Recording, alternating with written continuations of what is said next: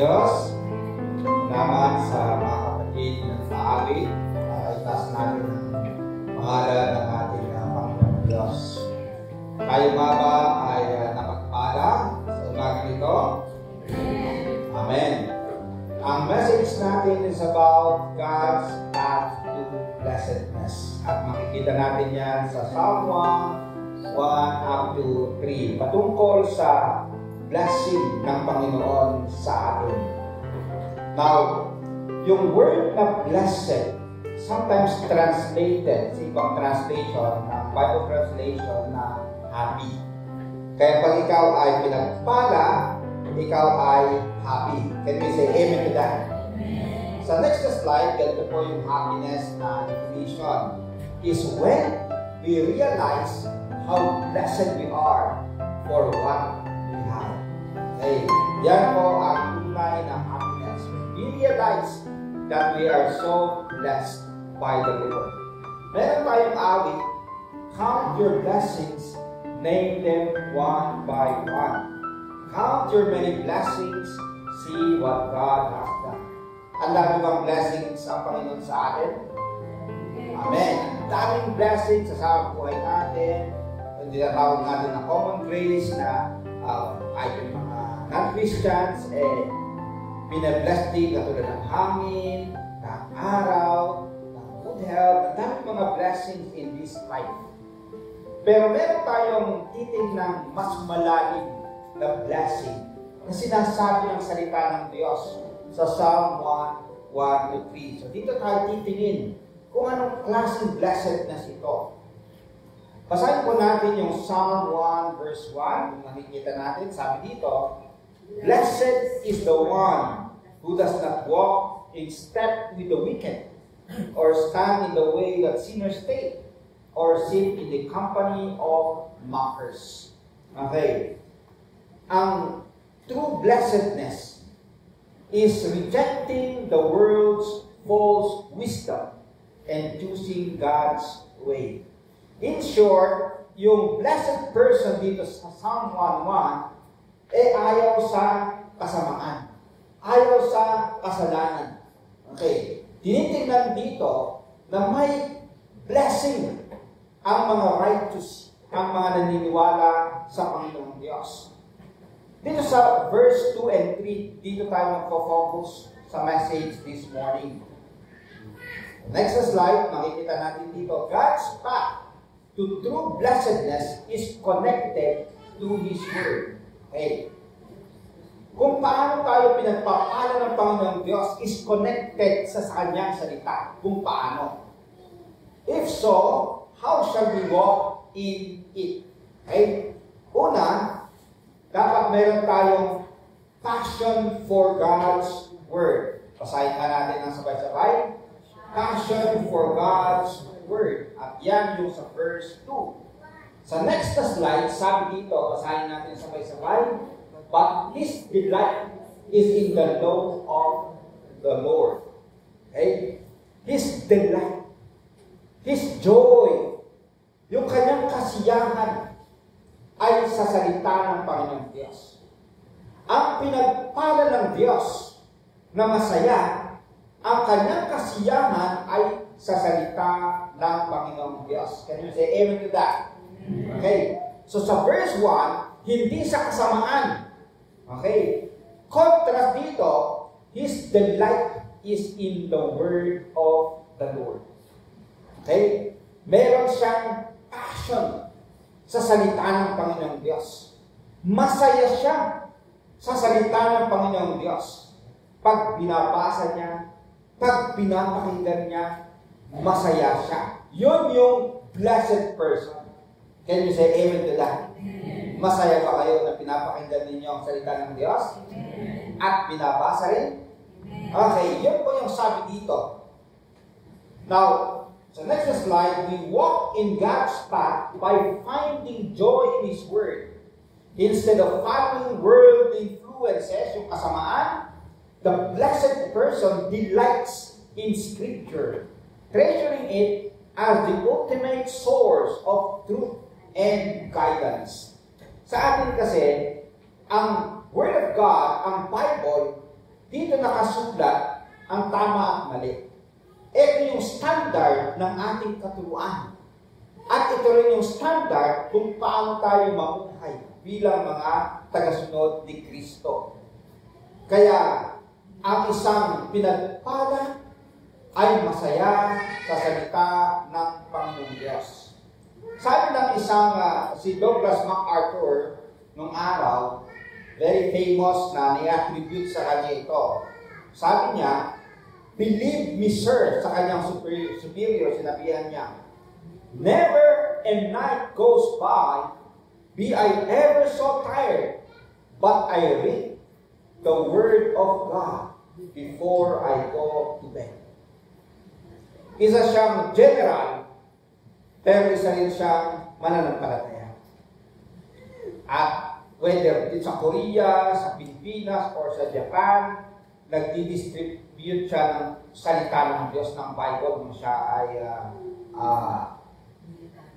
military general ng muna sa World War III, sa Civil War sa Korea, and even sa Japan, nung nire-restore nila yung Japan after World War II. And eto kasi yung belief niya, na napakahalaga ang Word of God sa morality, sa values ng mga tao. Kaya siya mismo sabi niya sa kanyang superior, kahit ako pagod na pagod, pero bago ako matulog, magbabasa ako ng Word of God. Okay, yun yung kanyang joy. Kasama sa kanyang joy, kaya pwedeng sabihin na siya rin ay pinagpala. Tayo na pinagpala, ang kasiyahan natin ay ang Word of God. Can you say amen to that? Amen. Pangalawa, basahin natin yung second point. Pondering on God's Word. Okay. Sa verse 2b, basahin natin sabay-sabay. And on His law, He meditates day and night. Okay. So, hindi lang yung masaya ka sa Word of God pag binabasa o pinapakinggan, yung meditate. Paminsan-minsan ba? Ano sabi dito? Day and night. Okay. Ang isang pinagpala, ang Word of God, minemeditate na. Nakukuha niya yung nutrition. Ang illustration ay yung mga baka. Pag makita niyo dyan, kain sila ng kain, ano? Pero kahit dalhin mo yung baka sa kanyang silungan, isisilong mo siya, at wala na siyang makakain, makikita nyo na nguya siya ng nguya. Bakit? Yung kanyang kinain ng mabilisan na nasa tiyan niya, ilalabas niya sa kanyang bibig. At ngumunguyain niya, nangunguyain. Kaya yung nutrition nun, yung juice ng kanyang mabilisang kinain, talagang magagamit niya. So, yun yung meditation. Hindi lang mabilisan na pagbabasa, kundi yung ninanam-nam mo, iniisip mo, minemeditate mo yung Word of God. Walking in God's path means not just reading, but deeply reflecting on His Word.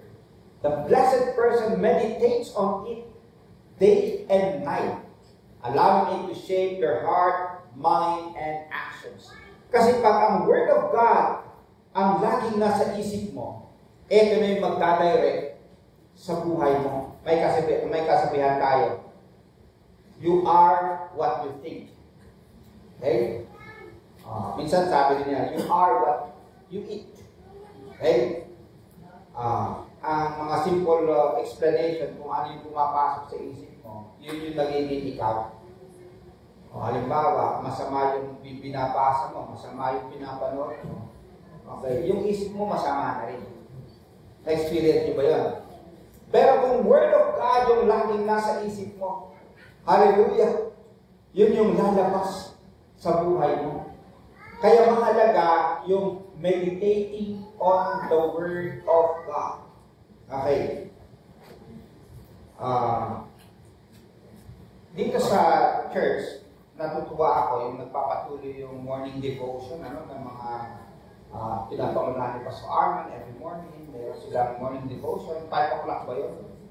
Minsan mas maaga pa. Okay, pagkatapos yung online, meron din ilang grupo, Bible study din sila online. Okay. Meron din yung Bible study sa bahay-bahay. Okay. Pero sa aming sa pamilya namin, ang nagme-meditate gabi-gabi si Lynn. Oo, meron siyang diary talaga, sinusulat niya yung kanyang meditation. Minsan pinapasa ko, wow, okay.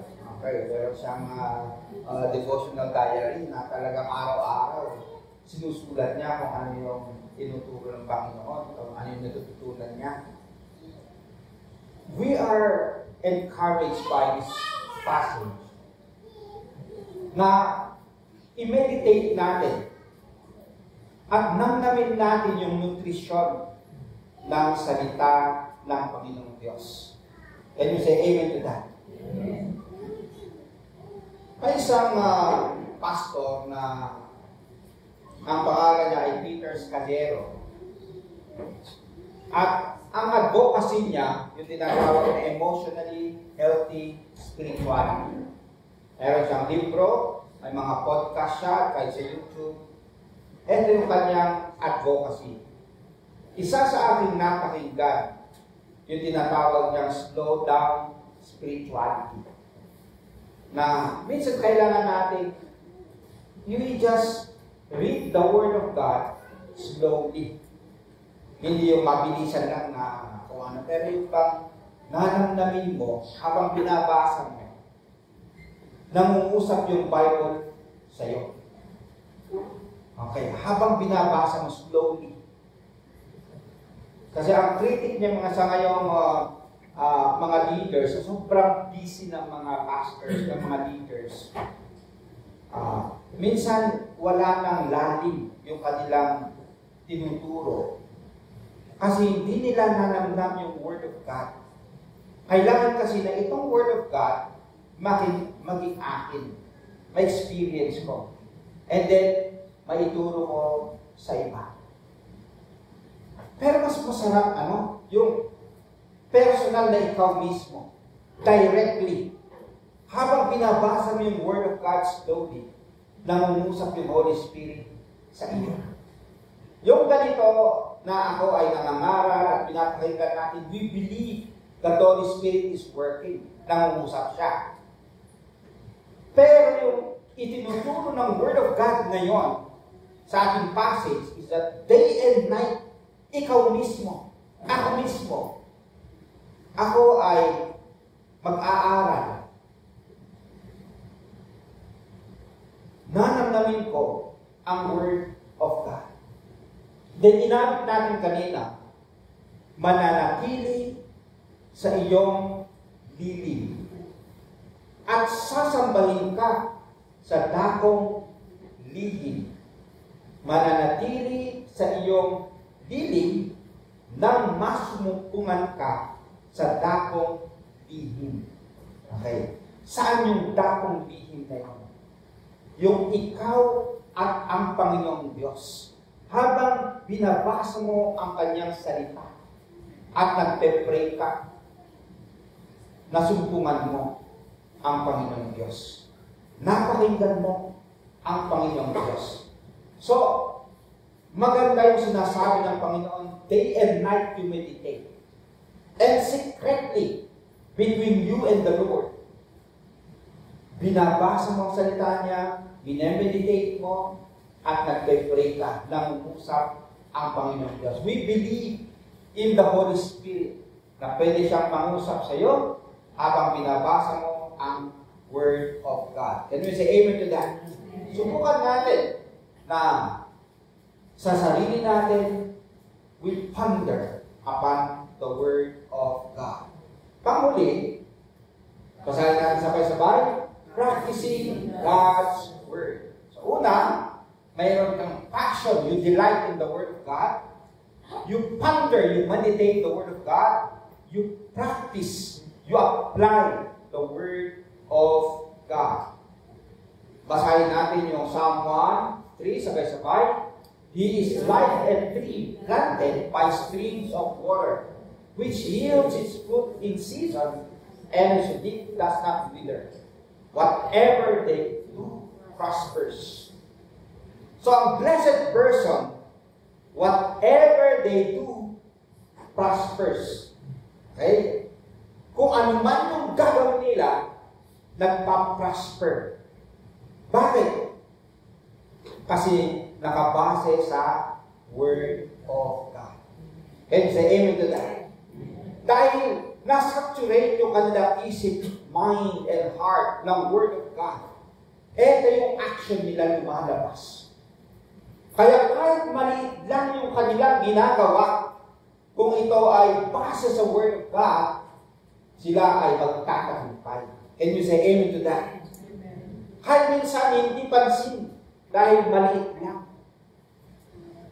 Pero dahil ito ay nakabase sa Word of God, whatever they do prospers. Hallelujah.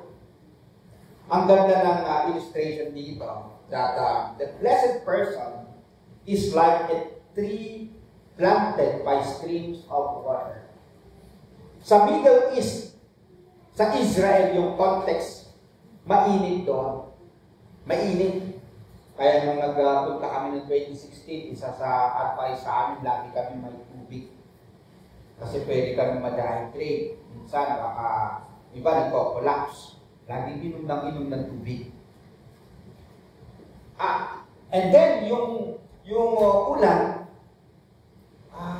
minsan wala. Mayroon tinuro doon na isang bundok, ang kalahati, disyerto. Ang kalahati, may mga, halaman, may nagbubuhay. Kasi sabi nila, kakaiba ito yung hati. Dito lang may ulan.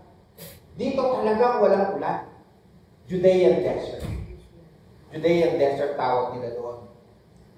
So, pero kahit na doon sa may disyerto, pero kung mayroong creek, ang tawag nila oasis, makikita nyo na may mga halaman at may mga puno rin. Kasi may creek. Magtanim ka doon ng puno, mabubuhay siya. Kasi laging may tubig. Ang sabi dito, ang isang blessed person planted by streams of water yields its fruit in season. Laging may bunga yan. Kahit na nasa disyerto, basta tabi ng creek or ilog, laging may bunga. And then, whose leaf does not wither. Laging sariwa ang dahon niya. Laging fresh. Hindi yung pag nakita mo yung mukha niya, mukhang biyernes at Sabado. Okay, di ba? Ang isang blessed person, kasi laging nakababad sa salita ng Diyos. Fresh yung aura niya. Fresh yung buhay niya. Ang man darating na pagsubok, disyerto sa buhay niya, laging namumunga at laging sariwa. Kahit anong ginagawa niya, may pagpaprosper kasi nakabase lagi sa Word of God. True blessedness comes when we live out what we learn. Like a tree planted by streams of water, a life rooted in God's Word will bear fruit, remain strong, and thrive in every season. Yun din po ang sabi ng Panginoon kay Joshua. Basahin po natin yung next na slide. Basahin natin sabay-sabay. Keep this book of the law always on your lips. Meditate on it day and night, so that you may be careful to do everything written in it. Then you will be prosperous and successful. Hallelujah. So, meron yung meditating God's Word and then doing God's Word. Ina-apply natin. And then you will be prosperous and successful. Sa next slide, ito po yung application natin. Nawa ang Panginoong Diyos ay mag-glorify when we are blessed. as we have passion for His Word, ponder His Word, and practice His Word. Kung tayo ay pinagpapala ng Panginoong Diyos, na itataas ang pangalan ng Panginoong Diyos, nag-glorify. Kasi nagiging totoo sa atin ang kanyang mga salita. Pag namungunga ang salita ng Diyos sa buhay mo, na itataas ang Panginoong Diyos. Can you say amen to that? Kaya ang application natin ay lagi nating masaya tayo sa Word of God. Okay. Hindi boring sa atin ang Word of God. And then, pag-aralan natin, meditate and like food for our soul. And then, i-apply natin ang Word of God. At sabi ng Panginoong Diyos, everything we do will prosper. And we are blessed. At kung tayo pinagpapala ng Panginoong Diyos, ma-attract natin yung iba. Pag nakita nila, uy, si Elder Rick, blessed yan. Ano kaya ang kanyang ginagawa? Pwede bang gawin natin din? Uy, si Mami Litz, blessed yan. Okay. Nakikita ng tao na tayo ay blessed at maa-attract sila.